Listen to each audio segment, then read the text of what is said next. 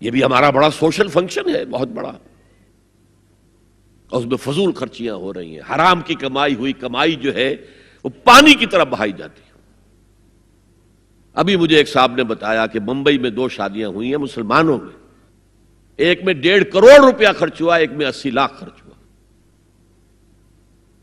ہم نے وہاں اصلاحی تحریک شروع کی، ضیاء الحق صاحب نے بھی کوشش کی تھی، آرڈیننس پاس کیا تھا، لیکن یہ چیزیں قانون سے نہیں۔ آپ کہیں کہ کسی دعوت میں 50 سے زیادہ مہمان نہیں آئیں گے، وہ 100 آ گئے تو زیادہ سے زیادہ یہ ہوگا پولیس والوں کو رشوت کا کھاتا کھل گیا، جو یہ پیسے لے جائیے صاحب۔ کبھی کبھی وہ پکی پکائی دیگیں لے جا کے اپنے تھانے میں بیٹھ کے کھاتے تھے، لیکن قانون سے نہیں بدلتا مزاج۔ ہم نے کیا طے کیا؟ دیکھو یہ ہے چٹان کی بنیاد۔ آپ کو بڑی اونچی بلڈنگ بنانی ہو تو دیکھنا پڑتا ہے چٹان نیچے بنیاد زمین کیسی ہے۔ تو بنیاد کیا ہے؟ آپ سادگی کرو، سادگی کرو، سادگی کرو، یہ واسطہ بے معنی ہے بالکل، اس لیے کہ غریب کی سادگی کچھ اور ہے، امیر کی سادگی کچھ اور ہے، سادگی کے ایک معنی تو نہیں ہے۔ لہذا کوئی جو ہے راک فاؤنڈیشن وہ تلاش کی جائے، وہ ہم نے کی تلاش۔ جو تقریب حضور سے صحابہ سے ثابت ہے ضرور کرو، ضرور کرو، ضرور کرو، عضوا علیہا بالنواجذ، اپنے دانتوں سے پکڑ لو اس کو۔ اور جو تقریب ثابت نہیں حضور سے اور صحابہ سے، یقیناً یہ کہیں باہر سے آئی ہے، یا تو ہمارا خاندانی پس منظر جو ہے، اکثر تو ہندوؤں سے مسلمان ہوئے، وہ سادات ہوں، صدیقی ہوں، فاروقی ہوں، عثمانی ہوں، وہی ہیں نا جو باہر سے آئے تھے، باقی تو اکثریت یہیں سے، وہ اپنا ہندوانہ پس منظر لے کر آئے۔ تو جس کا ثبوت صحابہ کے دور میں نہیں، وہ یقیناً باہر سے آئی ہوئی چیز ہے، اس میں پھر سادگی نہیں، اس میں کمی نہیں، جڑ سے کاٹو اس کو۔ اس بنیاد پر ہم نے 5 فیصلے کیے، ذرا سن لیجئے آپ بھی، اگر آپ کوئی سوشل ورک کرنا چاہیں اس کو عام کریں۔ نمبر 1، نکاح مسجد میں۔ حدیث موجود ہے، ترمذی شریف کی روایت، اعلنوا ھذا النکاح واجعلوہ فی المساجد، نکاح کا اعلان عام کیا کرو، مسجدوں میں منعقد کیا کرو۔ میں حیران ہوتا ہوں کیوں نہیں علماء کرام نے اس کی طرف توجہ دلائی۔ حدیث ہے، ہاں میں مانتا ہوں ان کا کہنا یہ ہے کہ یہ یہاں جو امر ہے کہ مسجد میں منعقد کرو، یہ امر وجوب کے لیے نہیں ہے، استحباب کے لیے، مستحب ہے یہ کہ مسجد میں۔ تو بھائی مستحب کیوں چھوڑ رہے ہو تم؟ وہ اس لیے چھوڑنا پڑتا ہے، مولوی بیچارے کی حیثیت ہے ہی نہیں معاشرے میں کہ وہ کہے جناب یہاں آئیے میرے پاس، میں نہیں آؤں گا آپ کے گھر نکاح پڑھانے کے لیے۔ وہ اپنا رجسٹر بغل میں دبائے بیٹھا سوکھتا رہتا ہے۔ وہ تو آنی تھی بارات عصر کے وقت، مغرب بھی جا رہی ہے، آئی نہیں، وہ بیٹھا غریب۔ پہلے 20-30 روپے ملتے تھے، اب 200 300 400 ملتے ہیں، اور کیا ہے۔ میں نے انہیں یاد دلایا، دیکھو شرم کرو، عیسائیوں نے آج تک اپنے چرچ کی اور اپنے پادری کی عزت یہ رکھی ہے کہ شہزادے اور شہزادی کی شادی ہوگی وہ بھی پادری چرچ میں آئیں گے۔ شہزادے کی شادی ہو رہی ہے تو جو ان کی پارلیمنٹ کے ساتھ ہے چرچ، وہاں شادی ہوگی، وہاں پردہ نہیں ہے، لڑکا لڑکی دونوں آمنے سامنے کھڑے ہو کر قول و قرار کریں گے۔ ہمارے ہاں پردہ ہے، تو اس لیے لڑکی کے گھر بھی جائیں گے تو لڑکی تو محفل میں نہیں آئے گی، لڑکی کا ایک وکیل ہوگا، وہ وکیل اجازت لے کر آئے گا، 2 اس کے گواہ ہوں گے، اس کے سامنے اجازت لی گئی، پھر وہ نکاح خواہ کو اجازت دیں گے، وہ نکاح پڑھا دیں گے۔ پہلی بات یہ ہو گئی کہ نکاح مسجد میں۔ نمبر 2، نکاح کے موقع پر کوئی دعوت طعام نہیں، کوئی ثابت نہیں۔ دعوت طعام صرف ایک ہے، وہ ولیمہ ہے،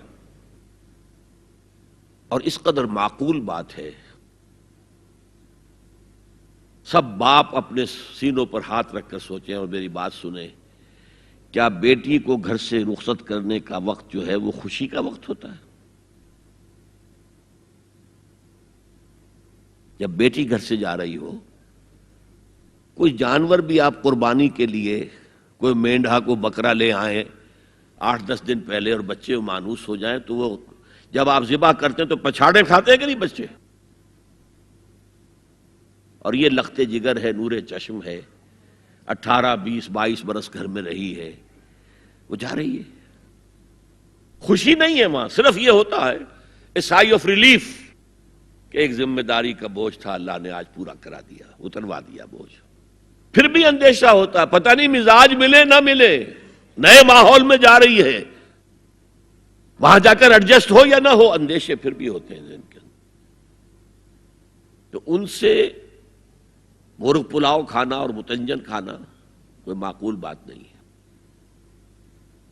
معقول بات کیا ہے؟ لڑکا، اس کا گھر آباد ہوا ہے، وہ ولیمہ کرے، اس پر باقاعدہ احادیث اولبو ولو بشاتن، ولیمہ ضرور کرو چاہے ایک ہی بکری ہو تمہارے پاس، ذبح کرو، کاٹو، کھلاؤ گوشت اپنے دوستوں کو، احباب کو. یہاں تک کہا کہ بے ست طعام الولیمہ، برا کھانا ہے ولیمے کا کہ اس میں غریبوں کو نہیں بلایا جاتا. ظاہر بات ہے، مسلی کھلانے کے لیے تو ولیمہ نہیں ہوتا، اپنے احباب کو، دوستوں کو بلایا جاتا ہے. پھر بھی میں تم سے کہتا ہوں کہ جسے ولیمے کے لیے بلایا جائے وہ اگر نہیں جائے گا تو اللہ اور اس کے رسول کے حکم کی نافرمانی کرے. تو جس رسول نے اتنی تفصیل سے حکم دیا ہو ایک دعوت کا، وہ دوسری دعوت میں بھی خیر ہوتا نہ بیان کرتا. جب نکاح مسجد میں اور کوئی دعوت طعام نہیں تو بارات کا تصور، خلاص.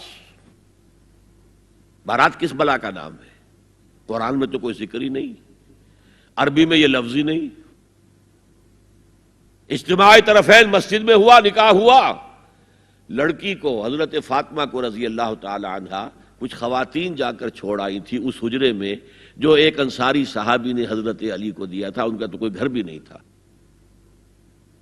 کوئی حضرت علی آئے ہوں اور آ کر وداع کرا کے لے کے گئے ہوں، کچھ بھی نہیں. چوتھی چیز، جہیز کا کوئی تصور اسلام میں نہیں. خالص ہندوانہ رسم، خالص ہندوانہ رسم، خالص ہندوانہ رسم. ہندوؤں میں کیوں ہے؟ وہ اس لیے ہے، معقول بات ہے کہ لڑکی کا وراثت میں کوئی حصہ ہے ہی نہیں. وہ تو جب گھر سے نکل رہی ہے کچھ دے دلا کے رخصت کر دو، دان دہیج، یہ خیرات ہے. لڑکی کا حق کوئی نہیں ہے گھر پر. اسلام میں تو لڑکی وارث ہے. والد فوت ہوں گے، وراثت تقسیم ہوگی. والدہ فوت ہوں گی، کوئی ان کی ہے ملکیت، وہ تقسیم ہوگی.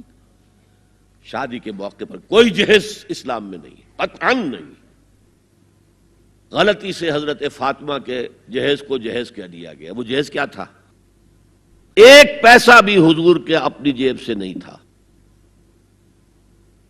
اس شادی میں خاص بات کیا تھی کہ دولہا کے ولی بھی حضور ہی ہے. اور کون ہے؟ علی کا کون تھا مدینے میں؟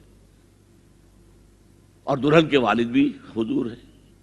اب حضور پوچھتے ہیں حضرت علی سے، تمہارے پاس مہر دینے کے لیے کچھ ہے؟ عرض کیا میرے پاس تو کچھ نہیں ہے. وہ فقراء صحابہ میں سے تھے. فرمایا مہر تو دینا ہے. تمہارے پاس ایک زرہ ہوتی تھی؟ جی ہاں زرہ تو ہے. انہوں نے یہ سمجھا زرہ تو جہاد کے لیے ہے، کوئی وہ دولت تو نہیں ہے. فرمایا جاؤ اسے بیچو یا گروی رکھ کے قرض لے کر آؤ. وہ گئے، حضرت عثمان نے خرید لی اور کچھ دنوں کے بعد واپس کر دی ہدیتاً. یہ زرہ میں ہدیہ آپ کو کر رہا ہوں. اس وقت اگر کہتے چھوڑو علی، کہاں تو لو میں پیسے دے دیتا ہوں تمہیں، تو ان کی طبیعت پر بار ہوتا. اس پیسے سے حضور نے کچھ پیسے گھر بھیجے اندر، دلہن کو ذرا تیار کر دو. اور کچھ پیسوں سے وہ ایک گدا جس میں کھجور کی کھال بھری ہوئی تھی، اور 2 تکیے جس میں کھجور کی کھال بھری ہوئی تھی، ایک مشکیزہ، کنویں سے پانی تو لانا ہی ہے نا، ایک چکی، جو ہو یا گیہوں ہو پیسنا تو ہے نا، کوئی 1-2 برتن اور. اللہ اللہ خیر صلی اللہ. یہ تھا جسے جہیز کہتے ہیں، جس میں ایک پیسہ بھی حضور کا شامل نہیں ہے. وہ حضرت فاطمہ کا مہر تھا جسے بنایا گیا.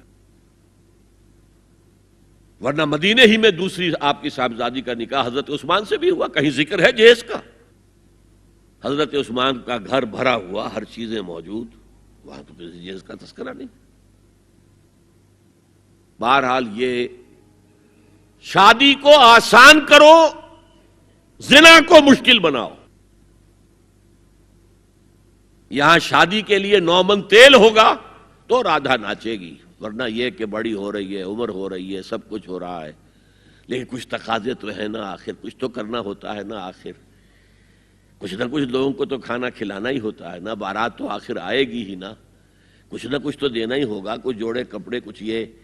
اسلام کا فلسفہ جو میں نے 4-5 باتیں آپ کو بتا، فلسفہ یہ ہے کہ لڑکی کے باپ پر 1 پیسے کا بوجھ نہیں. اس نے لڑکی پال پوس کے تمہارے حوالے کر دیا، اب اور کیا چاہتے ہو تم؟ سارا مرد آزماں مرد آفرین، مرد کو چیلنج دیا ہے، تم مرد ہو، مہر تم دو گے. اور سب سے بڑھ کر کیا ہو رہا ہے آج کل بھی ہوتا ہے، وہ ہمارے ایک کچھ کام ہوتے ہیں اسلامی، وہ بھی ہے کچھ وہی ہندوانہ پس منظر. نکاح کی محفل میں چھوارے کون لے کے آتا ہے جی؟ لڑکے والے. اور پلاؤ کن سے کھاتے ہیں بھائی؟ جس وہ تمہیں مرغ پلاؤ کھلا رہا ہے وہ چھوارے نہیں بانٹ سکتا تھا؟ یہ ہے اسلام اور غیر اسلام کا امتزاج. چھوارے لڑکے والے لے کر آئیں گے اور پھر دعوت اڑائیں گے لڑکی والوں کی طرف سے. هي الحلقات تحفظني بآيات من القرآن، هي الحلقات تملأني بحب المصطفى العدنان، هي الحلقات تحفظني